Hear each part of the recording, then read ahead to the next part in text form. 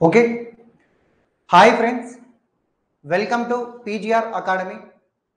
So ఇవాల్టి సెషన్లో మనం ఏంటనేసి అంటే మహాభారతంలో భాగంగా మరొక ముఖ్యమైనటువంటి పర్వం గురించి డిస్కస్ చేయబోతా ఉన్నాం.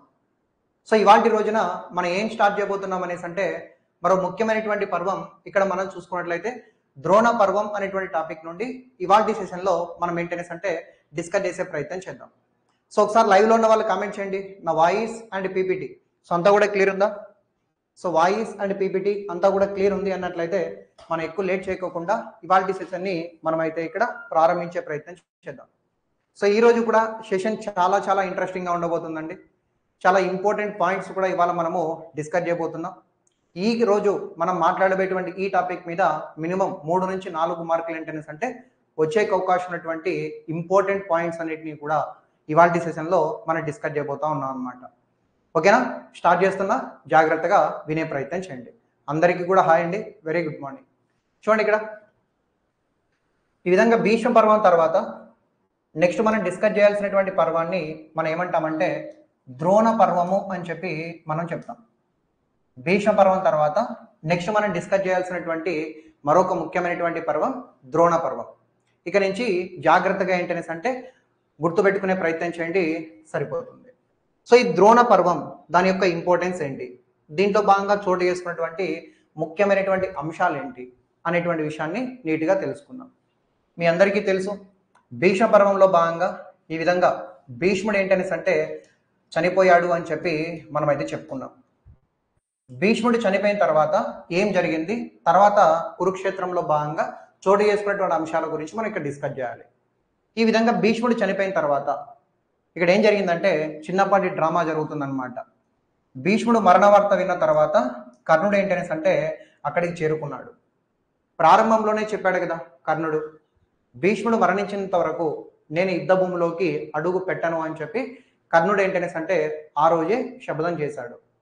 ఎందుకంటే అతని బలం మీద వీళ్ళేంటనేసి అంటే కొంచెం అనుమానపడ్డారన్నట్టు. అప్పుడు దాన్ని కోపగించుకున్నటువంటి తాను ఈ విధంగా భీష్ముడు మరణించినంత వరకు నేనేంటనేసి అంటే యుద్ధంలోకి అడుగు పెట్టనని చెప్పాడు. దాంట్లో భాగంగా తర్వాత ఇతను చనిపోయిన తర్వాత ఈ విధంగా ఏంటనేసి అంటే అడుగు పెడతాడని చెప్తాను. ఆ తర్వాత చివరిగా కర్ణుడు ఏంటనేసి అంటే అప్పుడు ఇలా అంటాడంట. మరి ఎంతవరకు నిజమో మనం కూడా ఆలోచించాలి. సో ఏంటనేసి అంటే తెలుసో తెలియకో నేను మిమ్మల్ని కొన్ని మాటలు అన్నాను, నన్ను క్షమించండి అని చెప్పి ఈ విధంగా భీష్ముడిని కూడా కర్ణుడు కోరినాడు అన్నట్లుగా కూడా మనకు చెప్తాడు. ఆ తర్వాత ఈ విధంగా మనం చూసుకున్నట్లయితే నెక్స్ట్ కర్ణుడిని సర్వ సైన్యాధిపతిగా చేయాలని కొందరు అనుకుంటారు. కానీ కర్ణుడు ఏమని చెప్తాడంటే లేదు లేదు, నెక్స్ట్ కౌరవ పక్షానికి సర్వ సైన్యాధిపతిగా ఎవరు ఉండాలి అని చెప్పి చెప్తాడనేసి అంటే ద్రోణుడు లేదా ద్రోణాచార్యుల వారు ఉండాలి అని చెప్తాడు. ఇది మీకు ఇంపార్టెంట్ పాయింట్, గుర్తుపెట్టుకోండి. కురుక్షేత్ర యుద్ధం ప్రారంభమైనప్పుడు కౌరవుల పక్షాన సర్వ సైన్యాధిపతిగా కొనసాగింది ఎవడు అనేసి అంటే భీష్ముడు అని చెప్తాం. భీష్ముడు మరణించిన తర్వాత కౌరవుల పక్షానికి సర్వ సైన్యాధిపతిగా సైన్యాధ్యక్షుడుగా ఎవరు ఇక్కడ నియమితులవుతున్నారు అనేసి అంటే గుర్తుపెట్టుకోవాలి, ద్రోణుడు అని చెప్పి లేదా ద్రోణాచార్యులు అని చెప్పి మనమైతే ఇక్కడ చెప్తాం. ఇక్కడతో మనకేంటనేసి అంటే ఈ యొక్క ద్రోణ పర్వం అనేది స్టార్ట్ అవుతుంది. సింపుల్గా ఒక పాయింట్ని ఇక్కడ నోట్ చేసుకొని జాగ్రత్తగా ఏంటనేసి అంటే నేర్చుకునే ప్రయత్నం చేయండి. పాయింట్ ఏంటనేసి అంటే ద్రోణాచార్యుల వారు భీష్ముడు మరణించిన తర్వాత ఈ విధంగా మనం చూసుకున్నట్లయితే భీష్ముడు మరణించిన తర్వాత ఈ విధంగా కౌరవ పక్షానికి సర్వ సైన్యాధ్యక్షుడుగా నియమించబడ్డాడు అని చెప్పి మనమైతే చెప్తాం. భీష్ముడు ఎలా మరణిస్తాడో తెలుసు కదా, తాను చావు కోరుకునేంత వరకు చావు అతనికి రాదు. వాళ్ళ నాన్న గతంలో తనకు శంతనుడు అనేటువంటి రాజు వరం ఇచ్చాడు కాబట్టి ఉత్తరాయణ పుణ్యకాలం వచ్చిన తర్వాత మాత్రమే తాను ఏంటనేసి అంటే మరణిస్తానని చెప్పాడు. అప్పటి వరకు అంపశయ్యం మీద ఉండి చివరికి ఏంటనేసి అంటే మరణించాడు అని చెప్పి మనమైతే చెప్తాం. ఇంకా ద్రోణాచార్యుడు ఈ విధంగా యుద్ధానికి నాయకత్వం వహిస్తూ ఉన్నాడు అనమాట. ఇక్కడి నుంచి మనకు ఈ ద్రోణ పర్వం అనేది స్టార్ట్ అవుతుంది. ఇంకా వినండి, ఇక్కడ ఈ విధంగా ద్రోణాచార్యుడు ఈ విధంగా బాధ్యతలు స్వీకరించిన తర్వాత ప్రారంభంలో తాను అవలంబించినటువంటి వ్యూహాన్ని మనం ఏమంటామంటే చక్ర వ్యూహము అని చెప్పి మనం ఏంటనేసి అంటే చెప్తాం. ఈ విధంగా మనం చూసుకున్నట్లయితే ద్రోణ పర్వంలో భాగంగా ద్రోణాచార్యుల వారు పాండవులను ఓడించడం కోసం అవలంబించినటువంటి ఒక వ్యూహాన్ని చక్ర వ్యూహము అని చెప్పి మనం ఏంటనేసి అంటే చెప్తాం. ఇక్కడ ఇలాంటి చాలా వ్యూహాలు వస్తాయి. Line to line, pin to pin చిన్నపిల్లలకు అర్థమయ్యే విధంగా కూడా నేను చెప్పడానికి ట్రై చేస్తాను, వినండి. అయితే ఇక్కడ ఏం జరుగుతుందంటే దుర్యోధనుడు చెప్తాడు. దుర్యోధనుడు ఏమని చెప్తున్నాడు అనేసి అంటే ద్రోణాచార్యుల వారికి ఇలా చెప్తున్నాడు. ఏమని? ధర్మరాజును నువ్వు చంపకుండా సజీవంగానే బంధించాలి అని చెప్పి ఈ విధంగా ఏంటనేసి అంటే మన ద్రోణాచార్యుల వారికి దుర్యోధనుడు చెప్పాడనమాట. ఏమని చెప్పాడు? దుర్యోధనుడు ద్రోణాచార్యులకి చెప్పినటువంటి మాట ద్రోణపర్వం ప్రారంభంలో ఏమిటి అనేసి అంటే ధర్మరాజుని చంపకుండా సజీవంగా బంధించాలి అని చెప్పి చెప్పాడు. తర్వాత ఏంటనేసి అంటే దాంట్లో భాగంగా చక్ర వ్యూహాన్ని ఏంటనేసి అంటే ప్రారంభిస్తారు. అయితే వాళ్ళకు ఒక విషయం అర్థమైంది. ఏమిటి ఆ విషయం అంటే అర్జునుడు పక్కన ఉన్నంత వరకు ధర్మరాజుని పట్టుకోవడం అలాగే బంధించడం సాధ్యమయ్యే పని కాదు అని చెప్పి వీళ్ళకి ఏంటనేసి అంటే బాగా అర్థమైందని చెప్పచ్చు. నిజం చెప్పాలంటే ఇక్కడ ఈ ద్రోణ పర్వంలో భాగంగా ద్రోణుడికి మన ద్రోణాచార్యుల వారికి ధర్మరాజుకు మధ్య భీకరమైనటువంటి యుద్ధాలే జరుగుతాయి అని చెప్పి మనం చెప్తాం. అలా యుద్ధాలు జరుగుతున్న ప్రతిసారి కూడా అర్జునుడు ఏం చేస్తాడంటే ఈ ద్రోణాచార్యుల యొక్క అస్త్రశస్త్రాల నుండి ధర్మరాజుని అనేక సందర్భాలలో కాపాడుతూ వచ్చాడు, బిట్టడుగుతాడు. ద్రోణ పర్వంలో భాగంగా ద్రోణాచార్యుల వారికి అలాగే ధర్మరాజుకు మధ్య యుద్ధాలు జరుగుతున్నటువంటి సమయంలో ద్రోణాచార్యుడు సంధించినటువంటి అస్త్రశస్త్రాల నుండి ధర్మరాజును అనేక సందర్భాలలో కాపాడుతూ వచ్చినటువంటి వ్యక్తి అని చెప్పి మనం ఎవరిని చెప్తామనేసి అంటే మీరైతే ఇక్కడ గుర్తుపెట్టుకోండి, అర్జునుడు అనేక సందర్భాలలో కాపాడుతూ వచ్చాడు అని చెప్పి మనమైతే చెప్తాం. అయితే ఇలా జరుగుతుండటంలో దుర్యోధనుడుకు ద్రోణాచార్యుల వారికి ఏం చేయాలి అనేది అర్థం కావడం లేదు. ఎలాగైనా సరే ధర్మరాజును పట్టుకోవాలి అలాగే చంపాలి అని చెప్పి వీళ్ళు ప్లాన్ వేసుకుంటున్నారు. కానీ ధర్మరాజును చంపాలంటే ధర్మరాజు నుండి అర్జునుడిని పక్కకు పంపాలి. అది ఎలా అని చెప్పి ఆలోచించే క్రమంలో భాగంగా వీళ్ళు వేసినటువంటి పన్నాగాన్నే మనం ఏమంటామంటే మోస్ట్ ఇంపార్టెంట్ ఎగ్జామినేషన్లో గ్యారంటీగా ఒక మార్క్ వచ్చేందుకు అవకాశం ఉన్నటువంటి వ్యూహం పద్మ వ్యూహం అని చెప్పి చెప్తాం. పద్మ వ్యూహము గతంలో మనకు ప్రిలిమ్స్లో ఈ ప్రశ్న వచ్చింది, మెయిన్స్లో కూడా మనకి ఈ ప్రశ్న వచ్చింది. కురుక్షేత్ర సంగ్రామంలో భాగంగా ఈ క్రింది ఏ పర్వంలో పద్మ వ్యూహం మనకు కనపడుతుంది, పద్మ వ్యూహము మనకు కనపడుతుంది అని చెప్పి అడుగుతారనమాట. సో మీరైతే గుర్తుపెట్టుకోండి, ఈ పద్మ వ్యూహం అనేది మనకు ఏ పర్వంలో భాగంగా కనపడుతుంది అనేసి అంటే ద్రోణ పర్వంలో భాగంగా పద్మ వ్యూహం కనపడుతుంది. ఇంకా డెప్త్గా పోతే ఎన్నవ రోజు అనేసి అంటే 13వ రోజు అని చెప్పి కూడా మనం చెప్తాం. Very very very important. అయితే పద్మవ్యూహం గురించి మనం పాయింట్స్ నేర్చుకుంటే 2 పాయింట్స్ని చెప్పుకోవచ్చు అండి. ఒకటి ఏంటనేసి అంటే ఈ విధంగా అర్జునుణ్ణి ధర్మరాజుని వేరు చేయడం. అంటే వీళ్ళిద్దరూ కలిసి ఉన్నంత వరకు యుద్ధంలో మనం ముందుకెళ్ళలేము, మనది పై చేయి కాదు అని చెప్పి కౌరవులు నిర్ణయించుకొని అర్జునుణ్ణి ధర్మరాజుని వేరు చేసి వాళ్ళని దెబ్బ కొట్టాలి, అప్పుడు మాత్రమే మన పై చేయి సాధిస్తామని చెప్పి నిర్ణయించుకున్నారు. దాంట్లో భాగంగానే ద్రోణాచార్యుల వారు రూపొందించినటువంటి ఒక ప్రణాళికనే మనం ఏమంటామంటే పద్మ వ్యూహము అని చెప్పి చెప్తాం. పద్మ వ్యూహము అని చెప్పి మనమైతే ఇక్కడ చెప్పుకుంటాం. మరొకటి ఏంటనేసి అంటే వీలైతే ధర్మరాజుని ఆ లోపలికి తీసుకొని వచ్చి పద్మ వ్యూహంలో భాగంగా చంపాలన్నది కూడా వీళ్ళ యొక్క ప్లాన్ అని చెప్పి మనం ఏంటనేసి అంటే చెప్పచ్చు. మెయిన్గా అర్జునుడిని ధర్మరాజును వేరు చేసి యుద్ధంలో పై చేయి సాధించాలన్నదే పద్మవ్యూహం యొక్క మెయిన్ ఇంటెన్షన్ అని చెప్తాం.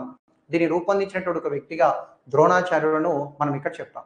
అయితే గుర్తుపెట్టుకోండి, ఈ పద్మవ్యూహంలోకి ఒకసారి ఎవరైనా వెళ్తే దాని నుంచి బయటికి రావడం సాధ్యమయ్యేటువంటి పని కాదు.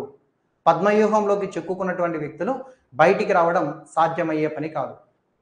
ఈ విషయం ఏంటనేసి అంటే అందరికీ కూడా తెలిసినటువంటి సత్యము, జగమెరిగినటువంటి సత్యము అని చెప్తాం. అయితే ఇలాంటి పరిస్థితుల్లో ఇప్పుడు ఏం జరిగిందనేసి అంటే ధర్మరాజు ఏం చేశాడంటే ఈ పద్మవ్యూహంలోకి తన తరపున అభిమన్యుణ్ణి పంపుతాడనమాట. ఎవరిని పంపుతున్నాడు? అభిమన్యుణ్ణి, అర్జునుడు కుమారుడు అభిమన్యుణ్ణి పంపుతున్నాడు. సో మీరు గుర్తుపెట్టుకోండి, అభిమన్యుడి యొక్క ఇంపార్టెన్స్ ఏంటంటే అభిమన్యుడికి పద్మవ్యూహాన్ని ఎలా ఛేదించాలో తెలుసు, కానీ ఆ పద్మవ్యూహంలో నుంచి ఎలా బయటికి రావాలి అనేటువంటి విషయం ఎలా బయటికి రావాలి అనేటువంటి ఒక విషయం మన అభిమన్యుడికి తెలియదట. అయినప్పటికీ కూడా ధర్మరాజు ఏం చేశాడంటే అభిమన్యుడిని పద్మవ్యూహంలోకి పంపించినాడు అన్నట్టు. దాంట్లో భాగంగా మనం చూసుకుంటే అనేక మంది పాండవులు సైతం అభిమన్యుడితో పాటు పద్మవ్యూహాన్ని ఛేదించాలని ప్రయత్నించారు, బట్ సాధ్యపడలేదు. మొత్తానికి అభిమన్యుడు ఏంటనేసి అంటే పద్మవ్యూహంలోకి చిక్కుకున్నాడు. అయితే ఇక్కడ ఏం జరిగింది చెప్పనా, తర్వాత పాండవుల్లో భీముడు లాంటి వ్యక్తి అలాగే ఇతర పాండవ సైన్యం కూడా పద్మవ్యూహంలోకి వెళ్ళాలనుకుంటుంది, పద్మవ్యూహాన్ని ఛేదించాలనుకుంటుంది. అభిమన్యుడిని ఒంటరి చేయాలనుకోదు కదా. అలాంటప్పుడు భీముడు అలాగే పాండవ సేనలు చాలా మంది పద్మవ్యూహంలోకి వెళ్ళాలనుకోగా, కానీ మధ్యలో ఒక వ్యక్తి వచ్చి అడ్డుకుంటాడనమాట గేట్ దగ్గర. అతన్నే మనం ఏమంటామంటే సైంధవుడు అని చెప్పి చెప్తాం. అతన్నే మనం ఏమంటాము సైంధవుడు అని చెప్పి మనం చెప్తాం. ఈ సైంధవుడు గురించి గతంలో కూడా మీకు ఒకసారి చెప్పాను. అరణ్యవాసంలో ఈ విధంగా అరణ్య పర్వంలో మనం చూసుకుంటే ద్రౌపదిని మోహించాడు అని చెప్పాం. యాక్చువల్గా సైంధవుడికి, సింధు దేశాధిపతి అయినటువంటి సైంధవుడికి ద్రౌపది మీద ఎప్పటి నుంచో మనసు ఉందన్నమాట. మనసు పారేసుకున్నాడు, మోహించి ఉన్నాడు అని చెప్తాం. అనేక సందర్భంలో దక్కించుకోవడానికి ప్రయత్నించాడు. ఒకసారి అరణ్య పర్వంలో భాగంగా భీముడు ఈ సైంధవుడిని కొట్టినాడు అని చెప్పి మనం చెప్తాం. అక్కడ చంపలేదు, జస్ట్ అతను ఏంటనేసి అంటే అతని భార్య నుండి ద్రౌపదిని కాపాడినాడు అనేటువంటి ఒక విషయాన్ని మీరు ఇక్కడ గమనించాలి. ఇది మనకు మోస్ట్ ఇంపార్టెంట్ బిట్. ఏంటి చెప్పనా, ఈ విధంగా అభిమన్యుడు పద్మవ్యూహంలోకి వెళ్ళిన తర్వాత భీముడు అండ్ పాండవ సైన్యం కూడా పద్మవ్యూహాన్ని ఛేదించాలనే క్రమంలో అడ్డుకున్నటువంటి ఒక వ్యక్తిగా మనం ఎవరిని చెప్తామంటే సైంధవుణ్ణి మనమైతే ఇక్కడ చెప్పుకుంటాం అనేటువంటి ఒక విషయాన్ని గమనించాలి. పాపం ఈ విధంగా ఈ పద్మవ్యూహంలో మన అభిమన్యుడు చిక్కుకుపోయాడు అనమాట. పద్మవ్యూహంలో అభిమన్యుడు చిక్కుకుపోయాడు. ద్రోణుడు అలాగే ఈ విధంగా మనం చూసుకున్నట్లయితే కర్ణుడు, దుర్యోధనుడు వీళ్ళు పన్నినటువంటి ప్లాన్లో భాగంగా మొత్తానికి మన అభిమన్యుడు ఏంటనేసి అంటే పద్మవ్యూహంలో ఒంటరిగా చిక్కుకుని పోయాడు, తర్వాత చనిపోయాడు అని చెప్పి కూడా మనం ఏంటనేసి అంటే చెప్తాం. గుర్తుపెట్టుకోండి, పద్మవ్యూహంలో భాగంగా ద్రోణుడు అండ్ కర్ణుడు ఇలాంటి వాళ్ళు పన్నినటువంటి పన్నాగంలో భాగంగా మరణించినటువంటి ఒక వ్యక్తి అని చెప్పి మనం ఎవరిని చెప్తామనేసి అంటే మీరైతే గుర్తుపెట్టుకోండి, అభిమన్యుడు మొత్తానికి చనిపోయాడు. Who is Abhimanyu? గుర్తున్నాడా మీకు అభిమన్యుడు ఎవరు? ప్రధానంగా మన అర్జునుడి యొక్క కుమారుడు అని చెప్పి మనం ఏంటనేసి అంటే ఇక్కడ చెప్పుకుంటాం అనేటువంటి ఒక విషయాన్ని గమనించాలి. ఈ విషయం మన అర్జునుల వారికి తెలిసింది. కొడుకు చనిపోతే ఇంత పెద్ద కొడుకు ఈ విధంగా మనం చూసుకుంటే ఒక విషయాన్ని మీరు ఇక్కడ గుర్తుపెట్టుకునే ప్రయత్నం చేయండి. ఇలాంటి ఒక కొడుకు మరణిస్తే ఎవరికైనా ఏంటనేసి అంటే శోకం ఉంటుంది. అర్జునుడికి సైతం ఇక్కడ భయంకరమైనటువంటి శోక సంద్రంలో మునిగిపోయాడు అని చెప్పి మనం ఏంటనేసి అంటే ఇక్కడ చెప్తాం అనమాట. అర్జునుడు సైతం శోక సంద్రంలో మునిగిపోయాడు అని చెప్పి మనం ఏంటనేసి అంటే ఇక్కడ చెప్పుకుంటాం అనేటువంటి ఒక విషయాన్ని గమనించాలి. అప్పుడు ఏం చెప్తాడంటే సైంధవుణ్ణి ఈ విధంగా ఇప్పుడు మనము 13వ రోజు ఉన్నాం కదా, 14వ రోజు చివరి నాటికి చంపేస్తాను, అర్ధరాత్రి గడిచే నాటికి మరుసటి రోజు సంధ్యా సమయం నాటికి అతన్ని చంపేస్తాను, సంధ్యా సమయం నాటికి చంపేస్తాను అని చెప్పి ఈ విధంగా మనం చూసుకున్నట్లయితే మాటిస్తాడనమాట. అంటే మాట ఇవ్వడం అంటే ఈ విధంగా ఒక ప్రతిజ్ఞ చేస్తాడు. తన కొడుకు చావుకి కారణం ఎవరంటే సైంధవుడు అని చెప్పి తను ఫిక్స్ అయ్యాడు. ఎందుకంటే తన కొడుకు ఈ విధంగా మనం చూసుకుంటే పద్మవ్యూహంలో చిక్కుకుపోవడానికి సైంధవుడే కారణం. సైంధవుడు కానీ అడ్డుపడుకోకుండా భీముణ్ణి అండ్ పాండవుల్ని సైతం లోపలికి వెళ్ళనిచ్చి ఉంటే అభిమన్యుడు వాళ్ళ చేతుల్లో ఒంటరిగా చిక్కిపోయేవాడు కాదు. ద్రోణాచార్యులు అండ్ కర్ణుడు పన్నినటువంటి ఈ ప్లాన్లో భాగంగా కర్ణుడి చేతిలో తాను మరణించేవాడు కూడా కాదు అని చెప్పి కూడా మనం అర్థం చేసుకోవచ్చు. ఈ విషయం మొత్తం కూడా సైంధవుడు కారణం అని చెప్పి భావించి మన అర్జునుడు ఏం చేశాడంటే ఎలాగైనా సరే మరుసటి రోజు సాయంత్రానికల్లా సంధ్యా సమయానికల్లా ఇతన్ని చంపేస్తాను అని చెప్పి ఫిక్స్ అయ్యాడనమాట. అప్పుడు ఎవరి హెల్ప్ అడుగుతాడంటే శ్రీకృష్ణుడి యొక్క హెల్ప్ అడుగుతాడు. శ్రీకృష్ణ భగవానుడి యొక్క హెల్ప్నైతే అడుగుతాడు అని చెప్పి మనమైతే ఇక్కడ చెప్తాం. శ్రీకృష్ణుడి యొక్క హెల్ప్ని అడుగుతాడు. ఈ విషయం కౌరవులకు అందరికీ తెలిసింది. ఏమని? అభిమన్యుడు చనిపోయిన తర్వాత అర్జునుడు ఎలాగైనా సరే సైంధవుణ్ణి సంధ్యా సమయం లోపు చంపేస్తాను అని చెప్పి ప్రతిజ్ఞ చేశాడు అని చెప్పి తెలిసింది. వెంటనే కౌరవులు ఈ విధంగా మనం చూసుకుంటే ద్రోణాచార్యులు అయితేనేమి, అలాగే మనం చూసుకుంటే కర్ణుడు, దుర్యోధనుడు వీళ్ళందరూ కూడా కలిసి ఒక వ్యూహాన్ని పన్నినారు. ఎలాగైనా సరే సైంధవుని కాపాడాలని. దాన్నే మనం ఏమంటామంటే శుచిముఖ శుచిముఖ పద్మ వ్యూహము అని చెప్పి చెప్తాం. శుచిముఖ పద్మ వ్యూహము అని చెప్పి కూడా మనం ఏంటనేసి అంటే చెప్తాం. సైంధవుణ్ణి అర్జునుడి నుండి కాపాడడం కోసం కౌరవులు పన్నినటువంటి మరొక వ్యూహాన్ని మనం ఏమంటాం అనేసి అంటే శుచిముఖ పద్మ వ్యూహం అని చెప్తాం. అంటే చుట్టూ అందరూ కూడా ఉండేసి ఎలాగైనా సరే సైంధవుని మనం ఇవాళ రక్షిస్తే మాట తప్పి తర్వాత రోజు చంపడానికి ముందుకు రాడు అని చెప్పి సైంధవుని ఎలాగైనా సరే ఆ ఒక్కరోజు కాపాడితే చాలనుకుంటారు వీళ్ళందరూ కూడా కలిసి. అయితే అక్కడ ఏం జరిగింది చెప్పనా? మన అర్జునుడు ఎవరి సహాయాన్ని కోరినాడు? శ్రీకృష్ణ భగవానుడి యొక్క సహాయాన్ని కోరాడు. ఇక్కడే అసలు ట్విస్ట్, ఇంట్రెస్టింగ్ స్టోరీ ఉంటుంది ఇక్కడ. ఏంటనేసి అంటే శ్రీకృష్ణుడి యొక్క హెల్ప్తోనే సైంధవుడిని అర్జునుడు అంతమొందించి తన ప్రతిజ్ఞని నిలబెట్టుకున్నాడు. ఈ మాట మీరు నోట్ చేసుకున్నా చాలు. కానీ ఇక్కడ చాలా స్టోరీ ఉంటుంది. పాయింట్ ఏంటనేసి అంటే మాయా చీకటిని సృష్టిస్తాడు. మాయా చీకటిని మన శ్రీకృష్ణుడు సృష్టించడం జరిగింది అని చెప్పి అడుగుతాడు. ఇది కూడా క్వశ్చన్ అడిగాడండి. కురుక్షేత్ర యుద్ధము, మహాభారత యుద్ధంలో భాగంగా ఈ క్రింది ఏ పర్వంలో సైంధవుడిని సంహరించడం కోసం శ్రీకృష్ణుడు అర్జునుడికి సహాయంగా మాయా చీకటిని ఈ విధంగా చూసుకున్నట్లయితే సృష్టించాడు అనేసి అంటే మీరైతే గుర్తుపెట్టుకోండి. ఈ విధంగా మనం చూసుకున్నట్లయితే మోస్ట్ ఇంపార్టెంట్ అంశంగా మీరు గమనించాలి. ఈ విధంగా మనము ద్రోణ పర్వంలో భాగంగానే ఇది చోటు చేసుకున్నది అని చెప్తాం. అయితే ఇప్పుడు ఏం జరిగింది? మాయా చీకటి సృష్టించబడింది. మొత్తం యుద్ధం జరుగుతూ ఉంది. సైంధవుడిని ఎలాగైనా చంపాలని అర్జునుడు సిద్ధంగా ఉన్నాడు. ఒక్కసారిగా ఆకాశం మొత్తం చీకటి పడిపోయింది. ఇంకా చీకటి పడిపోయింది కదా, సంధ్యా సమయంలో ఇంకెవరు చంపలేరులే మమ్మల్ని అని చెప్పి సైంధవుడు ఏంటనేసి అంటే బయటకు వచ్చాడు. కానీ తెలియనటువంటి విషయం ఏంటంటే అది మాయా చీకటి, అది చీకటి కాదు.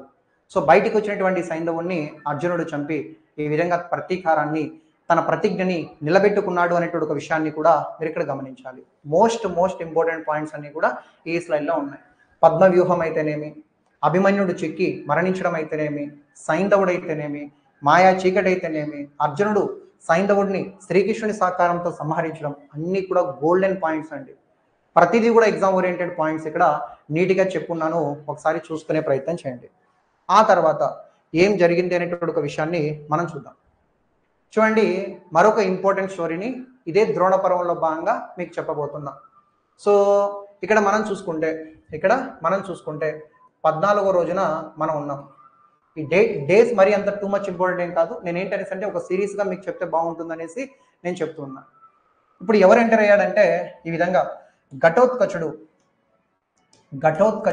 ఈ విధంగా మనకు ఎంటర్ అయ్యాడు అనమాట. మళ్ళీ ఇంకోసారి ఘటోత్కచుడు ఎంటర్ అయ్యాడు అని చెప్పి మనం చెప్తాం. భీముడికి హిడింబికి జన్మించేటువంటి కుమారుడు ఘటోత్కచుడు అని చెప్తాం.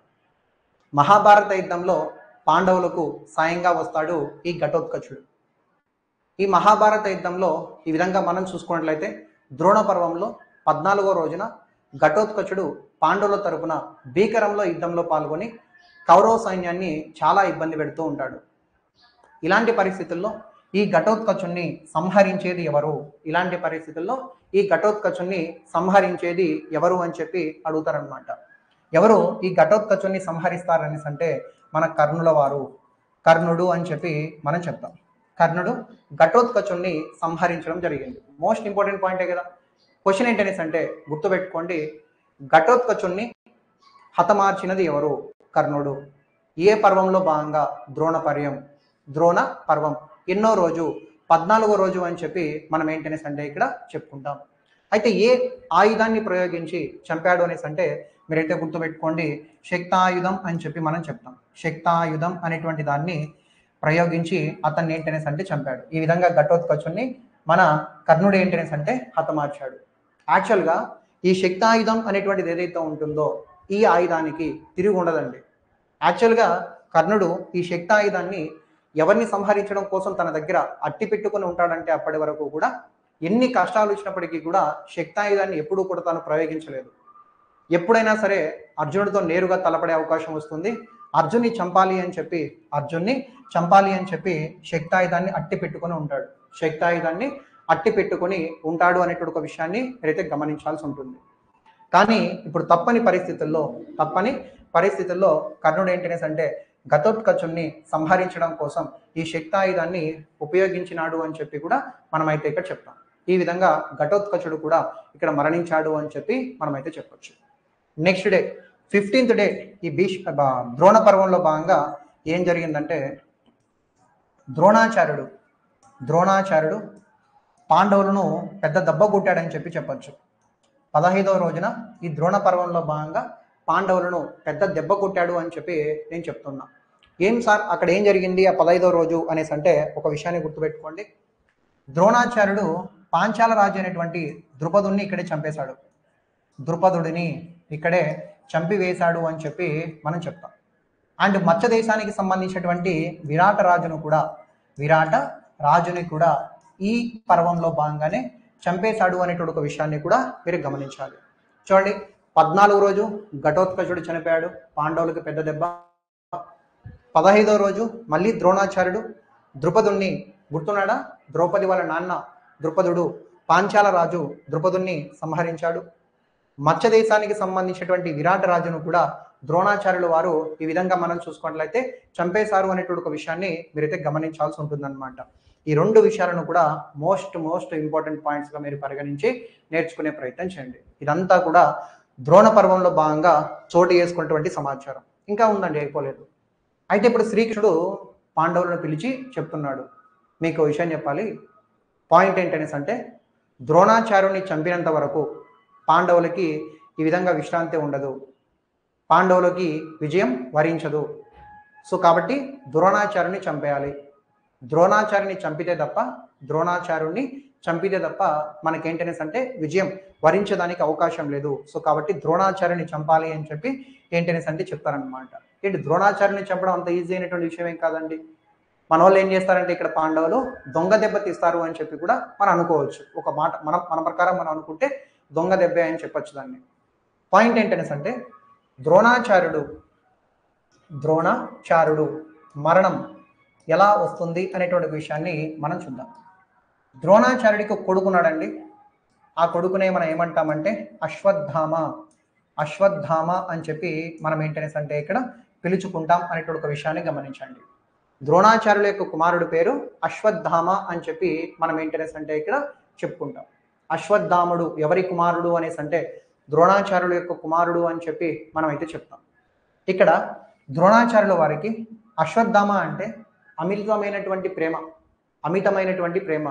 ఏ తండ్రికైనా తన కుమారుడి మీద ఉండేటువంటిది ప్రేమ, అమితమైనటువంటి ప్రేమే ఇక్కడ ఉంటుంది.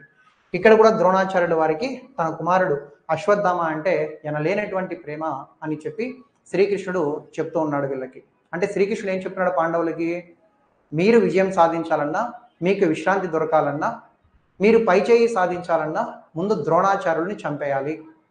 ద్రోణాచార్యుడు చనిపోతే తప్ప మీకు విజయం రాదు, పైచేయి దొరకదు అని చెప్పి చెప్పాడు. మరి ఎలా ద్రోణాచార్యుడిని చంపాలంటే ప్రతి వ్యక్తికి ఒక వీక్నెస్ ఉంటుంది. ద్రోణాచార్యుడికి కూడా ఒక వీక్నెస్ ఉంది, వాళ్ళ కొడుకు అతని యొక్క వీక్నెస్ అని చెప్పి చెప్పాడు. సరే ఇప్పుడు ఏం చేద్దామంటే అప్పుడు ఇక్కడ చూడండి, ఫస్ట్ భీముడు గురించి ఇక్కడ నేర్చుకోండి కొంచెం ఒక పాయింట్, మళ్ళీ ధర్మరాజు గురించి కూడా ఇంకొక పాయింట్ మీకు ఇక్కడ చెప్తాను. ఇప్పుడు ఏం జరిగిందంటే ఫస్ట్ భీముడు మొదటగా ఇలా చెప్తాడు, అశ్వత్థాముని చంపేశాము అని చెప్పి చెప్పాడు. కానీ ఆ మాటలు విన్నటువంటి ద్రోణాచార్యుడు దాన్ని పట్టించుకోలేదు పెద్దగా. తర్వాత ఏంటనేసి అంటే అయినప్పటికీ కూడా యుద్ధ భూమిలో వీర విహారం చేస్తున్నాడు ద్రోణాచార్యుడు. తర్వాత ఈసారి ధర్మరాజు చెప్తాడు, శ్రీకృష్ణుడు చెప్పమని చెప్తాడు ధర్మరాజుని.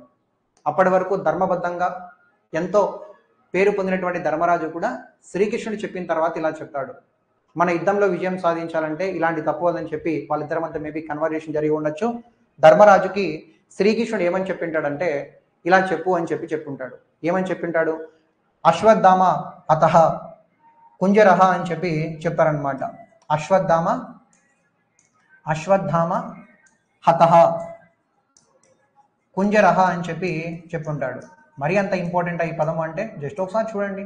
ఇలాంటి పదాలు చాలా ఉంటాయి, బట్ మనం ఏంటనేసి అంటే వాడుక భాషలో చెప్పుకుంటూ వస్తున్నాం చాలా వరకు. పాయింట్ ఏంటనేసి అంటే ధర్మరాజు శ్రీకృష్ణుని యొక్క మాటను ఉద్దేశించి ఆయన చెప్పినటువంటి అంశాలను బేస్ చేసుకొని ద్రోణాచార్యుడికి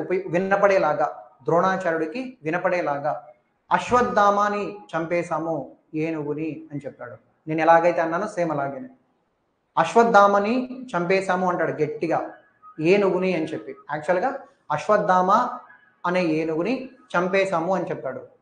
అయితే ద్రోణాచార్యుల వారికి ఏమైనా పడింది, అశ్వత్థామని చంపేశాము అని. నిజానికి వీళ్ళు చంపింది ఒక ఏనుగుని అన్నట్టు.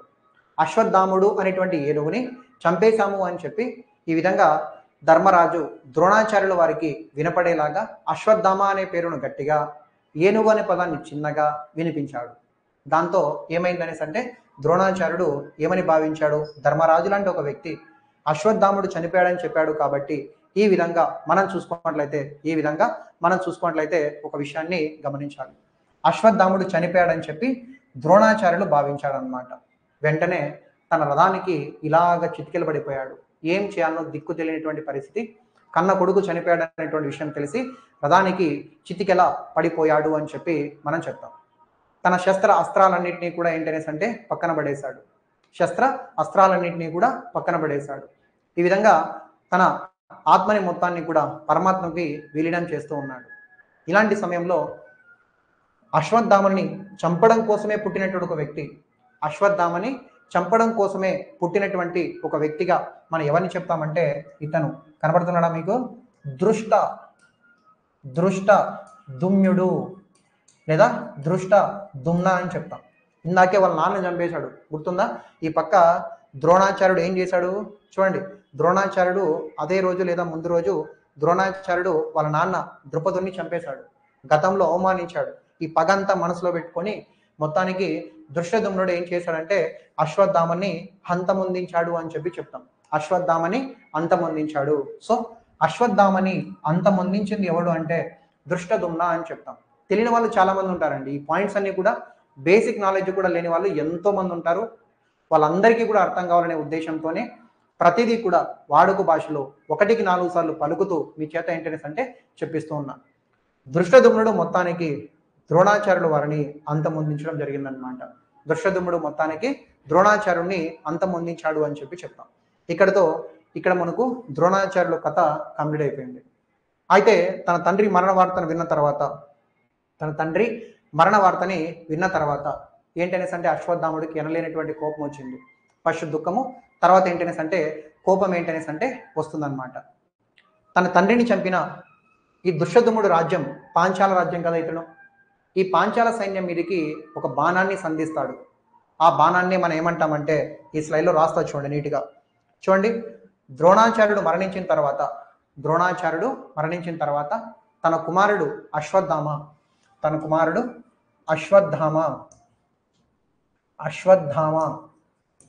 పాంచాల రాజ్యం పైకి లేదా పాంచాల సైన్యం పైకి ఒక అస్త్రాన్ని సంధించాడు. ఏంటి అస్త్రం అంటే నారాయణీయం లేదా నారాయణ అస్త్రము అని చెప్పి మనం చెప్తాం. నారాయణ అస్త్రాన్ని ఏంటనేసి అంటే ఈ విధంగా సంధించాడు. గుర్తుపెట్టుకోండి, నారాయణీయం అనేటువంటి అస్త్రము లేదంటే నారాయణ అస్త్రము అని చెప్పి మనం ఏంటనేసి అంటే ఇక్కడ చెప్తాం. నారాయణీయం అనేటువంటి అస్త్రము లేదా నారాయణ అస్త్రాన్ని ఈ విధంగా పాంచాల రాజ్యం మీదకి లేదా పాంచాల సైన్యం మీదకి వేసినాడు అని చెప్పి చెప్తాం. అయితే దానికి తిరిగి ఉండదండి. దానికి ఏంటనేసి అంటే తిరిగి ఉండదు. ఈ విధంగా అశ్వత్థామ విసిరినటువంటి నారాయణ అస్త్రాన్ని పాంచాల సైన్యం మీద మాత్రమే కాకుండా తర్వాత పాండవుల సైన్యాన్ని కూడా తినేస్తుంది. అంటే పాండవుల సైన్యాన్ని కూడా చంపడం ప్రారంభిస్తుంది అనమాట. అప్పుడు శ్రీకృష్ణుడు ఒక మాట చెప్తాడు వీళ్ళకి. అంతా నడిపేదంతా కూడా శ్రీకృష్ణుడే కదా. శ్రీకృష్ణుడు ఏం చెప్తాడంటే ఈ నారాయణీయం అనేటువంటి అస్త్రానికి లేదా నారాయణ అస్త్రానికి తిరుగులేదు, కానీ ఒక అంశం ఉంటుంది. దాన్ని కానీ ఈ విధంగా దాన్ని ఏమంటాం, శరణు కోరితే లేకపోతే దానికి మర్యాదలు చేస్తే, దానికి మర్యాదగా మనం ప్రవర్తిస్తే అదేంటనేసి అంటే తిరిగి వెళ్తుంది అని చెప్పి కూడా, శాంతి ఇస్తుంది అని చెప్పి కూడా శ్రీకృష్ణుడు ఏంటనేసి అంటే పాండవులకు పాంచాల సైన్యానికి చెప్తాడు. ఈ విధంగా అశ్వత్థామ విసిరినటువంటి నారాయణాస్త్రం పాంచాల సైన్యాన్ని మాత్రమే కాకుండా పాండవులను కూడా బాగా ఇబ్బంది పెడుతున్నటువంటి సందర్భంలో శ్రీకృష్ణుడు దానికి ఒక ఉపాయం చెప్తాడు. దాన్ని ఎదుర్కోవాలంటే ఎవరి తరము కాదు, కానీ ఒక ఉపాయం ఉంది. దాని శరణు కోరినా లేకపోతే దాని ముందు మర్యాదగా మనం ఏంటనేసి అంటే అస్త్రాలు మొత్తాన్ని కింద పడేసి మన దగ్గర ఉన్నటువంటి ఆయుధాలు మొత్తాన్ని కూడా కింద పడేసి శరణు కోరుకుంటే అది శాంతి ఇస్తుంది అని చెప్పి చెప్తారు. దాంతో శ్రీకృష్ణుడు చెప్పిన విధంగానే ఈ సైన్యం అంతా కూడా అలా చేయడంతో అది శాంతి ఇస్తుంది అని చెప్పి మనం చెప్తాం. ఇక్కడితో మనకు ఈ ద్రోణ పర్వం ఏదైతే ఉందో అది కంప్లీట్ అయిపోయింది అనమాట. సో ఇది దానికి సంబంధించినటువంటి సమాచారం. ఒక్కసారి కామెంట్ చేయండి. ద్రోణ పర్వంలో మీకు చెప్పాను ఖచ్చితంగా 2-3 పాయింట్స్ ఎగ్జామినేషన్లో వస్తాయని. అంత ఇంపార్టెంట్ కంటెంట్ మీకు ప్రతిదీ కూడా ఇక్కడ రాసి మరీ చూపిస్తున్నా, మీరు అర్థం చేసుకోవాలి. కామెంట్ చేయండి. ఈరోజు ఈ హాఫ్ అన్ అవర్ మనం మాట్లాడినటువంటి కంటెంట్లో మీకు ఏవైనా ధర్మ సందేహాలు కానీ ఉంటే పక్కన కామెంట్ సెక్షన్లో కామెంట్ చేయండి, నేను చెప్తాను. లేదు సార్ అంటే ఇంకొక పర్వం గురించి కూడా మనం మాట్లాడుకుందాం, కర్ణ పర్వం. నెక్స్ట్ మనం మాట్లాడుకోవాల్సినటువంటి పర్వాన్ని కర్ణ పర్వం అని చెప్తాం. దాని గురించి మనం డిస్కస్ చేద్దాం. కామెంట్ చేయండి. ఐ థింక్ చాలా నీట్గా అర్థమైంది అనుకుంటున్నా. ఓకే, నెక్స్ట్ మనము కర్ణ పర్వం గురించి మాట్లాడదాం. రియాక్ట్ అవ్వండి, లైవ్లో ఉన్న వాళ్ళు రియాక్ట్ అయితే నాకు అర్థమవుతుంది అనమాట. ఓకేనా?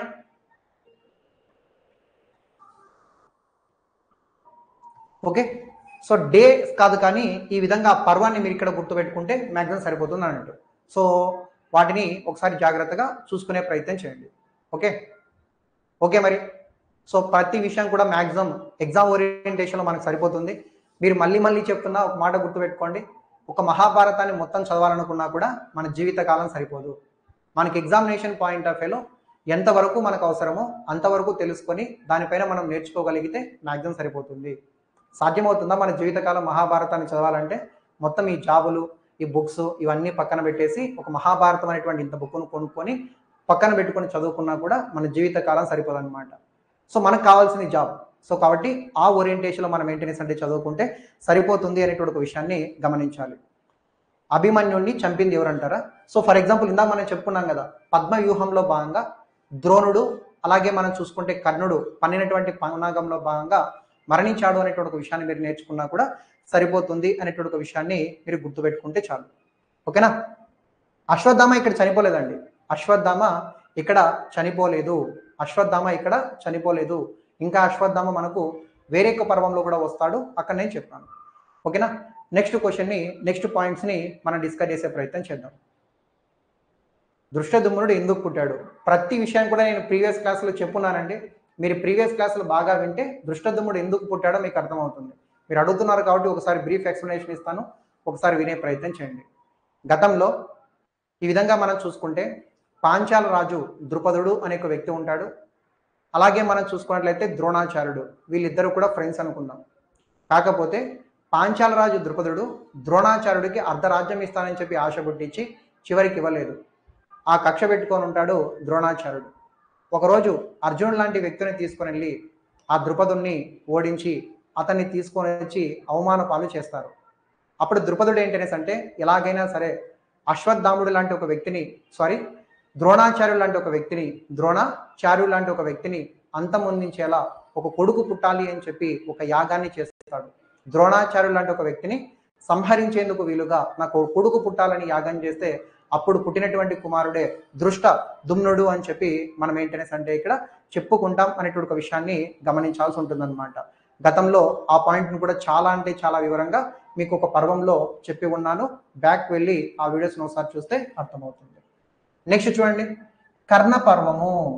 కర్ణ పర్వము ఇప్పుడు మీకు ఒక మోస్ట్ ఇంపార్టెంట్ పాయింట్ని పరిచయం చేయబోతున్నా. చూడండి, మహాభారత యుద్ధంలో కౌరవుల పక్షానికి సర్వ సైన్యాధ్యక్షులుగా పనిచేసిన వారి యొక్క వరుస క్రమాన్ని గుర్తించండి అని చెప్పి అడుగుతాడండి. ఫస్ట్ ఎవరండి? ఫస్ట్ మనం చూసుకుంటే భీష్ముడు. తర్వాత ఎవరండి? ద్రోణాచార్యులు. వీళ్ళిద్దరూ అంతమించిన తర్వాత, మరణించిన తర్వాత నెక్స్ట్ ఈ సైన్యానికి నాయకత్వం వహించిన వ్యక్తి కర్ణుడు. కర్ణుడు కూడా ఇక్కడ కర్ణపర్వంలో భాగంగా మరణిస్తాడు. కర్ణుడు మరణించిన తర్వాత శల్యుడు అని చెప్తాము. ఆ సూర్యపర్వంలో భాగంగా తర్వాత ఏంటనేసి శల్యుడు అనేటువంటి ఒక వ్యక్తి మనకు ఉంటాడు. శల్యుడు అనేటువంటి ఒక వ్యక్తి ఉంటాడు. తర్వాత ఆయన నాయకత్వం వహిస్తాడు. ఇక్కడే రాసేస్తా ఉన్నా. నెక్స్ట్ శల్య. ఈ బిట్టు లేకుండా క్వశ్చన్ పేపర్ ఉండదు. ప్రిలిమ్స్లో అడిగాడు, మెయిన్స్లో అడిగాడు, చాలా మోడల్ పేపర్స్లో కూడా ఉంది. పాయింట్ ఏంటంటే మహాభారత యుద్ధంలో కౌరవుల తరపున సర్వ సైన్యాధ్యక్షులుగా పనిచేసిన వ్యక్తుల యొక్క వరుస క్రమాన్ని గుర్తించండి అని చెప్పి అడుగుతారు. భీష్ముడు, ద్రోణాచార్యుడు, కర్ణుడు. భీష్మ పర్వం, ద్రోణాచార్యుల పర్వం గురించి చెప్పాను. కర్ణ పర్వం, శల్య పర్వం గురించి ఇప్పుడు చెప్తాను. ఓపిక్గా వినే ప్రయత్నం చేయండి. చూడండి, ఇక్కడ కర్ణ పర్వం గురించి మనం ఏంటంటే మాట్లాడతాం. కర్ణ పర్వం చిన్నదండి, ఒక 10-15 నిమిషాల్లో కంప్లీట్ అవుతుంది. జాగ్రత్తగా వింటే చాలు. మొత్తానికి భీష్ముడు, ద్రోణాచార్యులు మరణించిన తర్వాత దుర్యోధనుడు కర్ణుణ్ణి ఈ విధంగా మనం చూసుకున్నట్లయితే సర్వ సైన్యాధ్యక్షుడిగా ప్రమోట్ చేశాడు. సర్వ సైన్యాధ్యక్షుడిగా ప్రమోట్ చేశాడు అని చెప్పి చెప్తాం. ఇప్పుడు కర్ణుడికి తన స్వామి భక్తిని నిరూపించుకునేటువంటి ఒక అవకాశం వచ్చిందనమాట. చిన్నప్పటి నుంచి సూతపుత్రుడు అని ఎన్నో అవమానాలు ఎదుర్కొన్నటువంటి కర్ణుడికి అంగరాజ్యం అనేటువంటి పేరుతో ఒక రాజ్యాన్ని ఇచ్చి అతన్ని ఒక రాజులాగా ఏంటనేసి అంటే మంచి మర్యాదలు వచ్చేలాగా చేసిన వ్యక్తి పేరు దుర్యోధనుడు. దానికి ప్రతీకారంగా అంటే దానికి ప్రతిఫలంగా ఏదైనా తీర్చుకోవాలని చెప్పి ఎప్పటి నుంచో తన ఫ్రెండ్గానే ఉంటాడు. ఈరోజు కర్ణుడు తన స్వామి భక్తిని నిరూపించుకునేటువంటి అవకాశం వచ్చింది. అప్పుడు ఆయన ఏం చెప్పాడంటే, కర్ణుడు నాకు ఈ అవకాశం ఇచ్చినందుకు చాలా ధన్యవాదాలు, ఖచ్చితంగా పాండవులను ఓడించి నేను నీకు నా స్వామి భక్తిని నిరూపించుకుంటానని చెప్పి తనకు మాటిస్తాడనమాట. తనకి మాటని ఇవ్వడం జరుగుతుంది. దాంట్లో భాగంగా పాండవులతో యుద్ధం చేయడంలో భాగంగా మెయిన్గా అర్జునుడు లాంటి ఒక వ్యక్తితో యుద్ధాన్ని ప్రారంభించాడు. దాంట్లో భాగంగా తను అనుసరించినటువంటి ఒక వ్యూహాన్ని మకర వ్యూహము అని చెప్తాం. మకర వ్యూహము అని చెప్పి మనం చెప్తాం. ఈ పక్క మన అర్జునుడు అర్ధ చంద్రాకార వ్యూహాన్ని దానికి ప్రతిస్పందనగా ఏంటనేసి అంటే వేశారు అని చెప్పి మనమైతే చెప్తాం. గుర్తుపెట్టుకోండి, కర్ణపర్వంలో భాగంగా కర్ణుడికి అర్జునుడికి మధ్య ఘోరమైనటువంటి యుద్ధాలు జరుగుతాయి. దాంట్లో భాగంగా కర్ణుడు ఉపయోగించేటువంటి వ్యూహాన్ని మకర వ్యూహం అని, అర్జునుడు రచించినటువంటి లేదా రూపొందించేటువంటి వ్యూహాన్ని అర్ధచంద్రాకార వ్యూహం అని చెప్తాం. ఇద్దరి మధ్య ఘోరంగా యుద్ధాలు ఏంటనేసి అంటే జరుగుతాయి అనేటువంటి ఒక విషయాన్ని కూడా మీరు అర్థం చేసుకోవాలి. ఆ తర్వాత నెక్స్ట్ మనం చూసుకుంటే ఏం జరుగుతుందంటే కర్ణుడు ధర్మరాజుతో తలపడతాడు. కర్ణుడు వర్సెస్ ధర్మరాజు అడుగుతారండి. కర్ణుడు వర్సెస్ ధర్మరాజు ఇద్దరు కూడా ఎదురెదురుగా ఏ పర్వంలో భాగంగా తలపడడం జరిగిందనేసి అంటే కర్ణ పర్వంలోనే భాగంగా తలపడతారు. కర్ణుడు పైచేయి సాధిస్తాడు. ధర్మరాజు శస్త్రాస్త్రాలు ఏవైతే ఉంటాయో అవన్నిటినీ కూడా తీసేసుకుంటాడు. అంటే ధర్మరాజుని ఒక నిరాయుధుడిగా చేస్తాడనమాట. అంటే ఇతని దగ్గర ఉన్నటువంటి ఆయుధాలన్నింటినీ కూడా లేకుండా చేయడం జరుగుతుంది అనేటువంటి ఒక విషయాన్ని మీరు గమనించాలి. కర్ణుడు వర్సెస్ ధర్మరాజు మధ్య కర్ణ పర్వంలో భాగంగా యుద్ధం జరుగుతుంది. కర్ణుడు ఏం చేస్తాడంటే ధర్మరాజుని నిరాయుధుని చేస్తాడు, ఆయుధాలన్నీ కూడా కింద పడేలాగా చేసేస్తాడు అని చెప్పి మనం అయితే చెప్తాం. ఆల్మోస్ట్ చంపేయచ్చు. కానీ కర్ణుడు మాటిచ్చాడు. ఎవరికి? కుంతీదేవికి కర్ణుడు మాటిచ్చాడు. ఏమని మాటిచ్చాడు అనేసి అంటే, నేను ఎట్టి పరిస్థితుల్లో ధర్మరాజును మాత్రం చంపను అని చెప్పి తన తల్లి కుంతీదేవికి మాటని ఇచ్చాడు అని చెప్పి చెప్తాం. ఆ మాటను నిలబెట్టుకుంటారు కదా, ఆ రోజుల్లో మాట ఇచ్చారంటే నిలబడతారు అంతే. ఇప్పుడు మనం ఏం చేస్తాం, ఏదైనా ఒక చిన్న ప్రామిస్ చేసి అటు మల్లుకున్న వెంటనే ఆ ప్రామిస్ని మర్చిపోతాం. అలా మర్చిపోకూడదు. ఏదైనా ఒక ప్రామిస్ చేసి ఒక మాట చెప్పామంటే దానికి 100కి 100% మనం ఏంటనేసి అంటే నిజాయితీగా పనిచేయాల్సిందే. ఇక్కడ కూడా ఏంటనేసి అంటే కర్ణుడు ధర్మరాజుని చంపలేదు, నిరాయుధుని చేశాడు తల్లికి ఇచ్చిన మాట ప్రకారం. కానీ ఒక తప్పు చేశాడు, ధర్మరాజుని హేళనగా చేసి అవమానిస్తాడనమాట. ఇక్కడ మొత్తం అందరి ముందర హేళన చేసి మాట్లాడతాడు. ఇదంతా చూసినటువంటి భీముడు కర్ణుడి మీదకి దూకేస్తాడు. నెక్స్ట్ ఇక్కడ కర్ణుడు వర్సెస్ భీమ మధ్య భీకరమైనటువంటి యుద్ధం జరుగుతుంది. ఈసారి మన భీముడు ఏం చేస్తాడో తెలుసా? కర్ణుడిని నిరాయుధుని చేస్తాడు. కర్ణపర్వంలో భాగంగా కర్ణుడిని నిరాయుధుని చేసినటువంటి ఒక వ్యక్తి అని చెప్పి మనం ఎవరిని చెప్పుకుంటాం? కర్ణుడిని నిరాయుధుని చేసినటువంటి ఒక వ్యక్తిగా మన భీముడిని మనం మెయింటెనెన్స్ అంటే ఇక్కడ చెప్పుకుంటాం అనేటువంటి ఒక విషయాన్ని మీరైతే గమనించాలి. ఇక్కడే కర్ణుడికి సపోర్ట్గా వచ్చిన మరొక వ్యక్తిని కూడా భీముడు అంతమొందించడం జరిగింది. మోస్ట్ వ్యాలిడ్ పాయింట్ దుశ్శాసనుడు అని చెప్పి మనం చెప్తాం. అడుగుతారండి, దుశ్శాసనుణ్ణి భీముడే చంపాడండి. గుర్తుది ఉందా మీకు? అప్పట్లో సభాపర్వం చెప్పేటప్పుడు మాయాజూదంలో పాండవులు ఓడిపోయిన తర్వాత, ధర్మరాజు లాంటి ఒక వ్యక్తి ఓడిపోయిన తర్వాత ద్రౌపదిని లాక్కొని వచ్చినటువంటి ఒక వ్యక్తి దుశ్శాసనుడు. దుర్యోధనుడు ఏమంటాడంటే, వచ్చి నా తొడ మీద కూర్చో అని చెప్పి ద్రౌపదిని ఆహ్వానిస్తాడు. అవన్నీ చూసినటువంటి భీముడు ఆ రోజే శపథం చేశాడు, ఏ రోజైనా సరే దుర్యోధనుణ్ణి దుశ్శాసనుణ్ణి చంపేది నేనే, దుర్యోధనుణ్ణి దుశ్శాసనుణ్ణి ఇద్దరిని కూడా చంపేది నేనే అని చెప్పి ఆ రోజే శబ్దం చేశాడు. ఆ శబ్దాన్ని ఇప్పుడు నిరూపించుకున్నాడు. ఏం చేశాడంటే కర్ణుడికి సపోర్టుగా వచ్చినటువంటి దుశ్శాసనుణ్ణి కర్ణుడికి సపోర్టుగా వచ్చినటువంటి దుశ్శాసనుణ్ణి భీమ కొట్టి చంపేశాడు అనమాట. భీమ కొట్టి చంపేశాడు అని చెప్పి మనం చెప్తాం. ఇదంతా కూడా కర్ణ పర్వంలో భాగంగా చోటు చేసుకుంటున్నటువంటి సమాచారం. చూడండి, కర్ణుడు స్వామి భక్తిని ప్రదర్శించాలనుకుంటున్నాడు. దాంట్లో భాగంగా మకర వ్యూహాన్ని ఏంటనేసి అంటే రచించాడు. దానికి ప్రతిస్పందనగా అర్జునుడు అర్ధచంద్రాకార వ్యూహం, కర్ణుడు వర్సెస్ ధర్మరాజు, కర్ణుడు వర్సెస్ భీమ, భీముడు దుశ్శాసనుని కూడా ఇక్కడ చంపినాడు అని చెప్పి మనమైతే ఇక్కడ చెప్తాం. ఇంకా అవ్వలేదు, ఇంకా ఉంది. అయితే ఇక్కడ మోస్ట్ ఇంపార్టెంట్ పాయింట్ మీకు ఇక్కడ నేను చెప్పబోతున్నా. కర్ణుడి యొక్క రథసారథి ఎవరు? కర్ణుడి యొక్క రథసారథి అని చెప్పి మనం ఎవరిని చెప్తాం? హూ ఈస్ కర్ణ రథసారథి? కర్ణుడి యొక్క రథసారథి అని చెప్పి మనం ఎవరిని చెప్తాం? చెప్పండి చూద్దాం. కర్ణుడి యొక్క రథసారథి అని చెప్పి మనం ఎవరిని చెప్తాం? సాల్వరాజు కాదు, ఓకేనా? ఆన్సర్ ఏంటనేసి అంటే శల్యుడు అని చెప్పి చెప్తామండి. శల్య అని చెప్పి మనం ఏంటనేసి అంటే ఇక్కడ చెప్పుకుంటాం అనేటువంటి ఒక విషయాన్ని మీరైతే గమనించాలి, అర్థం చేసుకోండి. కర్ణుడి యొక్క రథసారథి ఎవరు అనేసి అంటే శల్య అని చెప్పి మనమైతే చెప్తాం. శల్య ఎవరు గుర్తున్నాడా మీకు? ఎప్పుడో ఫస్ట్ క్లాస్లో చెప్పాను, మీకు మళ్ళీ ఇప్పుడు చెప్తాను, మళ్ళీ కూడా చెప్తాను. పాయింట్ ఏంటనేసి అంటే శల్య ఎవరో కాదండి, పాండురాజుకి ఇద్దరు భార్యలు, కుంతీదేవి అండ్ మాద్రి. ఆ మాద్రి యొక్క సోదరుడే శల్యరాజు అని చెప్పి చెప్తాం. మాల్య యొక్క సోదరుడే శల్యుడు. ఈ శల్యుడు మద్రి రాజ్యానికి సంబంధించినటువంటి రాజు అని చెప్పి చెప్తాం. ఇతను మహాభారత యుద్ధంలో ఎవరి తరపున పోరాటం చేస్తున్నాడంటే కౌరవుల తరపున పోరాటము చేస్తూ ఉన్నాడు అని చెప్పి కూడా మనమైతే ఇక్కడ చెప్పుకుంటాం. ఇంత క్లారిటీగా మీరు గుర్తుపెట్టుకుంటే చాలు. చూడండి, ఇక్కడ కర్ణుడు రథసారథిగా శల్యుడు ఉంటాడు. మొత్తానికి ఏంటనేసి అంటే ఇక్కడ కర్ణుడికి అలాగే మనం చూసుకున్నట్లయితే కర్ణుడికి మరియు అర్జునుడికి మధ్య భయంకరమైనటువంటి పెద్ద యుద్ధము జరగబోతా ఉంది. ఆ యుద్ధానికి ఈ విధంగా మనం చూసుకుంటే కర్ణుడి తరపున రథసారథిగా శల్యుడు రాగా, కర్ణుడి తరపున రథసారథిగా శల్య రాగా, అర్జునుడికి రథసారథిగా కపిధ్వజం అనేటువంటి రథాన్ని, కపిధ్వజం అనేది ఏంటి? ఒక రథం. ఆ రథాన్ని రథసారథి ఎవరంటే మన శ్రీకృష్ణ భగవానుడు అని చెప్పి మనం చెప్తాం. శ్రీకృష్ణ భగవానుడు.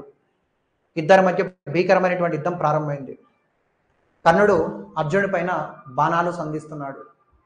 దాంట్లో భాగంగా కర్ణుడు ఒకానొక సందర్భంలో అర్జునుడి పైన ఒక అస్త్రాన్ని సంధించాడు. ఆ అస్త్రాన్నే నాగాస్త్రము అని చెప్పి చెప్తాం. ఆ అస్త్రాన్నే నాగాస్త్రము అని చెప్పి కూడా చెప్తాం. ఎప్పుడైతే కర్ణుడు అర్జునుడి తల తెగి పడేలాగా ఒక అస్త్రాన్ని సంధించాడు, ఆ అస్త్రాన్నే నాగాస్త్రము అని చెప్తాం. మోస్ట్ ఇంపార్టెంట్ పాయింట్లో ఇది కూడా ఒకటి. అప్పుడు అర్జునుడు శ్రీకృష్ణుడి చేత కాపాడబడతాడు. ఒక్కసారిగా ఇలా కపిధ్వజాన్ని కిందకి ఏంటనేసి అంటే తొక్కుతాడు. ఆటోమేటిక్గా ఏంటనేసి అంటే తల తగలకోకుండా పైనుంచి వెళ్ళిపోతుంది అన్నట్టు. అలా గుర్తుపెట్టుకోండి చాలు. కర్ణుడు ప్రయోగించేటువంటి నాగాస్త్రం నుండి అర్జునుడిని కాపాడింది ఎవరు? కర్ణుడు ప్రయోగించేటువంటి నాగాస్త్రం నుండి అర్జునుడిని కపిధ్వజం మీద నుండి కాపాడింది ఎవరు అనేసి అంటే శ్రీకృష్ణ భగవానుడు అని చెప్పి మనం ఏంటనేసి అంటే ఇక్కడ చెప్తాం. ఇలా ఏంటనేసి అంటే కిందకి దాన్ని తొక్కేస్తాడు అన్నట్టు.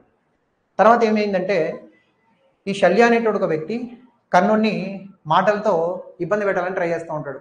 అంటే వీరిద్దరి మధ్య యుద్ధం జరగకముందే శల్యుడు ఏంటనేసి అంటే కర్ణుడిని మాటలతో కించపరుస్తూ ఉంటాడు. నువ్వు అర్జునుడితో యుద్ధం చేస్తావా, శ్రీకృష్ణుని తలపడగలవా అన్నట్లుగా ఏంటనేసి అంటే కించపరుస్తాడు. వీళ్ళిద్దరి మధ్య కూడా చిన్నపాటి మాటల యుద్ధం కూడా జరుగుతుంది. తర్వాత ఏం జరిగిందంటే కర్ణుడి యొక్క వాహనం ఏదైతే ఉంటుందో ఆ రథం ఈ విధంగా ఆ బురదలో ఏంటనేసి అంటే చిక్కుకుపోతుంది. ఎంత లాగినా కూడా అది రావడం లేదు.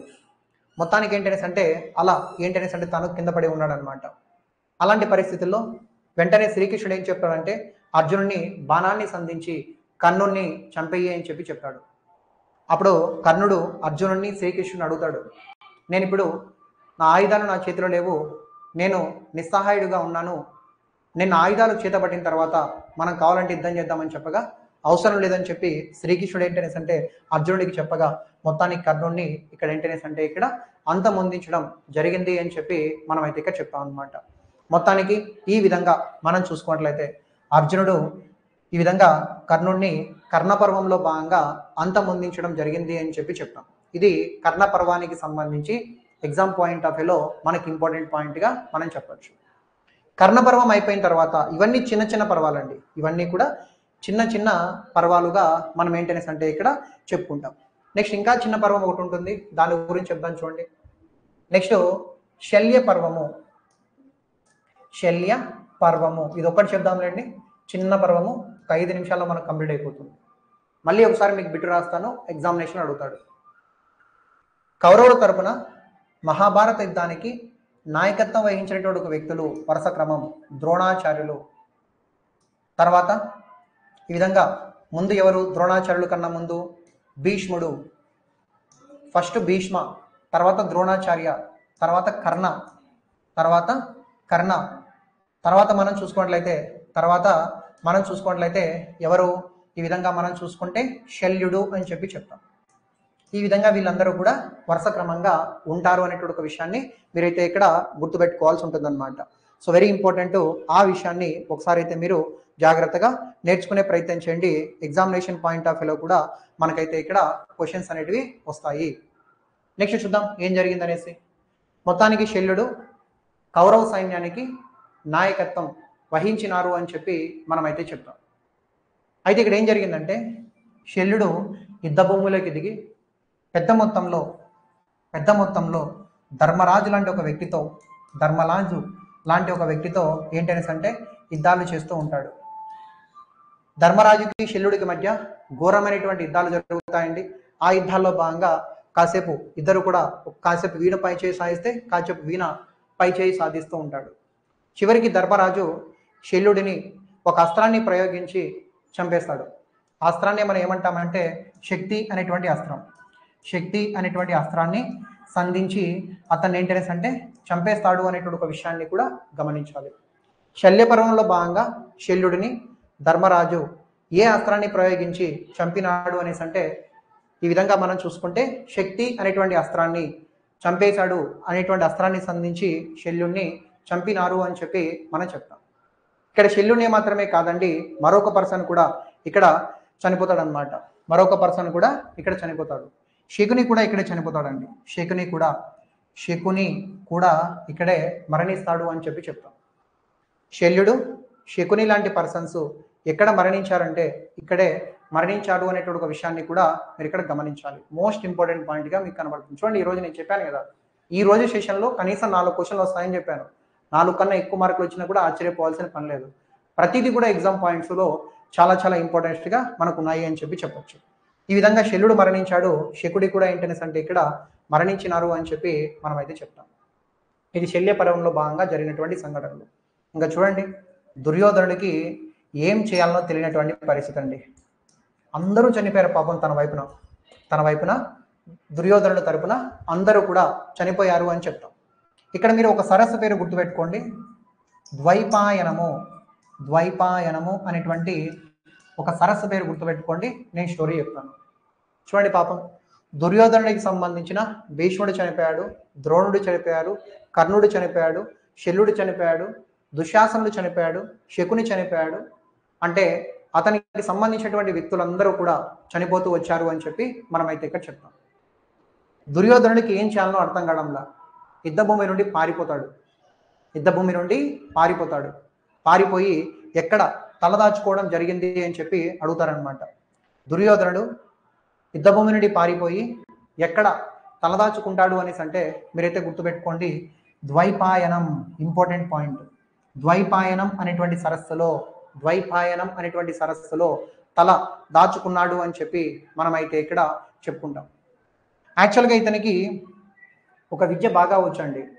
ఏంటదనేసి అంటే నీళ్ళల్లో మునిగి ఎంతసేపు అయినా సరే ఊపిరి బిగబట్టి ఉండేటువంటి సామర్థ్యం ఇతని యొక్క సొంతం. చాలా ప్రాక్టీస్ చేసి ఉంటాడు అనమాట గతంలో కూడా ఇలాంటి విషయంలో. ఈ విధంగా మనం చూసుకుంటే దుర్యోధనుడు ద్వైపాయనం అనేటువంటి సరస్సులో మునిగి వీళ్ళ నుండి ప్రాణాలు కాపాడుకోవాలనుకున్నాడు. కానీ తర్వాత ఈ విధంగా పాండవులందరినీ కూడా వెంటబెట్టుకొని శ్రీకృష్ణుడు ద్వైపాయనం అనేటువంటి సరస్సు దగ్గరికి వెళ్ళాడు. ద్వైపాయనం అనేటువంటి సరస్సు దగ్గరికి వెళ్ళినాడు అని చెప్పి చెప్తాం. ఇక్కడ కూడా మీకు ఇంకొక ఇంట్రెస్టింగ్ పాయింట్ చెప్పబోతున్నా. పాయింట్ ఏంటంటే ద్వైపాయనం అనేటువంటి సరస్సులో తన నీళ్ళల్లో ఉన్నాడు. పైకి బుడగలు వస్తున్నాయి, అంటే నోటి నుంచి ఈ విధంగా గాలి వదిలితే బుడగలు వస్తూ ఉంటాయి కదా. ఇలా బుడగ మెయింటెనెన్స్ అంటే వస్తాయి అని చెప్పి కూడా మన మెయింటెనెన్స్ అంటే ఇక్కడ గుర్తుపెట్టుకోవాల్సి ఉంటుంది. పాయింట్ ఏంటనేసి అంటే ఎంత చేసినా కూడా ఇక్కడ నుంచి దుర్యోధనుడు బయటికి రావడం లేదు. అలాంటి పరిస్థితుల్లో ధర్మరాజు కొన్ని మాటలతోటి తనను బయటికి రప్పిస్తాడు. మొత్తానికి ధర్మరాజు దుర్యోధనుడు బయటికి వచ్చే నాటికి పాండవులు అందరూ కూడా ఉన్నారు, శ్రీకృష్ణుడు కూడా అక్కడ ఉన్నాడు. అప్పుడు చూడండి గదా యుద్ధం జరుగుతుంది. దుర్యోధనుడికి అలాగే మనం చూసుకున్నట్లయితే దుర్యోధనుడికి మరియు భీముడికి గదా యుద్ధము ఏ పర్వంలో భాగంగా జరిగింది అని చెప్పి అడుగుతారండి. ఏ పర్వంలో భాగంగా గదా యుద్ధము జరిగింది అని చెప్పి అడుగుతారు. దుర్యోధనుడికి భీముడికి మధ్య గదా యుద్ధం జరిగింది. ఆ గదా యుద్ధము ఏ పర్వంలో భాగంగా జరిగిందనేసి అంటే మీరైతే గుర్తుపట్టాలి. ఈ విధంగా శల్య పర్వంలో భాగంగా జరిగింది అని చెప్పి మనం చెప్తాం. ఇద్దరు కూడా ఘోరంగా కొట్టుకుంటూ ఉన్నారు. గదా యుద్ధంలో భాగంగా శల్య పర్వంలో భాగంగా ఘోరంగా కొట్టుకుంటూ ఉన్నారు. అలా కొట్టుకుంటూ ఉండగా భీముడు ఏం చేశాడంటే ఈ విధంగా మనం చూసుకుంటే తన తొడల పైన బలంగా గుద్ది చంపడానికి ప్రయత్నిస్తున్నాడు. అప్పుడు ఎంటర్ అవుతాడు అక్కడికి ఒక పర్సన్. ఇది కూడా ఇంపార్టెంట్. బలరాముడు, శ్రీకృష్ణుడు వాళ్ళ యొక్క సోదరుడు అని చెప్తాం. బలరాముడు అక్కడికి ఎంటర్ అవుతాడు. బలరాముడు అక్కడికి ఎంటర్ అయిన తర్వాత ఏం జరుగుతుందంటే, నిజం చెప్పాలంటే బలరాముడికి దుర్యోధనుడు అన్న భీముడన్నా చాలా ఇష్టం. ఇద్దరి మీద ఒకే రకమైనటువంటి ప్రేమాభిమానాలను చూపిస్తూ ఉంటాడు. ప్రేమాభిమానాలను చూపిస్తూ ఉంటాడు. కానీ ఇక్కడికి వచ్చిన తర్వాత భీముడు దుర్యోధనుడిని తొడకండరాల మీద కొట్టి చంపడం ఏదైతే ఉందో అది చూసిన తర్వాత భీముణ్ణి తిట్టడం ప్రారంభిస్తాడు. అప్పుడు శ్రీకృష్ణుడు అడ్డుపడి బలరాముడికి చెప్తాడు, ఇదంతా కూడా కావాలని చేయలేదు, ఇదంతా కూడా జరగాలని రాసి ఉంది. గతంలో దుర్యోధనుడు అన్న మాటలను బలరాముడికి శ్రీకృష్ణుడు నచ్చజెప్పడానికి ట్రై చేస్తాడు. అయినా కూడా ఇలా చేయడం తప్పు, ఇంత భయంకరంగా కొట్టి చంపడం ఏదైతే ఉందో అది తప్పు అని చెప్పి చెప్తాడనమాట. చెప్తూనే భీముడిని అసహించుకుంటూ ఏంటనేసి అంటే బలరాముడు అక్కడి నుంచి వెళ్ళిపోతాడు అంటాం. ఇక్కడితో మనకు ఈ శల్య పర్వము ఏదైతే ఉందో శల్య పర్వం ఏదైతే ఉందో ఇది అంతమైపోతుంది అయిపోతుంది అని చెప్పి చెప్తాం. ఇక్కడ వరకు చూసుకోండి. నెక్స్ట్ క్లాస్లో మనం ఏంటనేసి అంటే ఆ మిగిలిన పర్వాలు ఏవైతే ఉంటాయో వాటి గురించి డిస్కస్ చేద్దాం. అయితే అభ్యర్థులకి ఒక చిన్న ప్రశ్న, ఆన్సర్ చేయండి చూద్దాం. దుర్యోధనుడు ఏ పర్వంలో భాగంగా మరణించినాడు? చెప్పండి. దుర్యోధనుడు ఏ పర్వంలో భాగంగా మరణించినాడు? ఆన్సర్ చేయండి.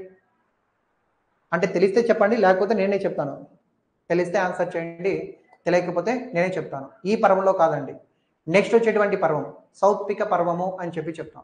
ఆ పర్వంలో ఏంటనేసి అంటే మరణిస్తాడనమాట. అక్కడ అశ్వత్థాముడి యొక్క ఇంపార్టెన్స్ ఏంటి ఇవన్నీ కూడా మనం నెక్స్ట్ క్లాస్లో వివరంగా తెలుసుకుందాం. ఓకేనా? ఇక్కడ వరకు చాలండి. ఐ థింక్ ఇవాళ క్లాస్ని అందరూ కూడా బాగా ఎంజాయ్ చేశారనుకుంటున్నా. సో కాబట్టి చాలా పదాలు ఇచ్చాయి ఇవాళ. ఈ క్లాస్ని మీరు గంటతో పాటు ఇంకొక గంట కూడా ఎక్స్ట్రా విని పాయింట్స్ అన్ని కూడా నోట్ చేసుకోండి. చాలా నీట్గా ప్రతి పాయింట్ కూడా చెప్పుకుంటూ వచ్చాను. ఎగ్జామ్ ఓరియంటేషన్లో ఇంతకన్నా మనకి ఎక్కువగా అవసరం లేదు. ఈ పాయింట్స్ నేను నేర్చుకోగలిగినా కూడా మీ దగ్గర ఉన్నటువంటి అన్ని పుస్తకాలలో ఈ పాయింట్స్ కవర్ అవుతాయి. కాబట్టి బాగా నేర్చుకునే ప్రయత్నం చేయండి. ఓకేనా? మరి ఓకే అండి. మళ్ళీ నెక్స్ట్ క్లాస్లో మనం ఏంటనేసి అంటే మిగిలిన పర్వాల గురించి కంప్లీట్ చేసే ప్రయత్నం చేద్దాం. ఓకేనా? సో మేబీ రేపు ఒక్కరోజు క్లాస్ లేకుండా ఉండొచ్చు. నేను గ్రూప్లో మీకు అంటే చాట్ బాక్స్ ఏదైతే ఉంటుందో యాప్లో అక్కడ అప్డేట్ ఇస్తాను. మళ్ళీ నెక్స్ట్ క్లాస్లో కలుద్దాం. Thank you very much.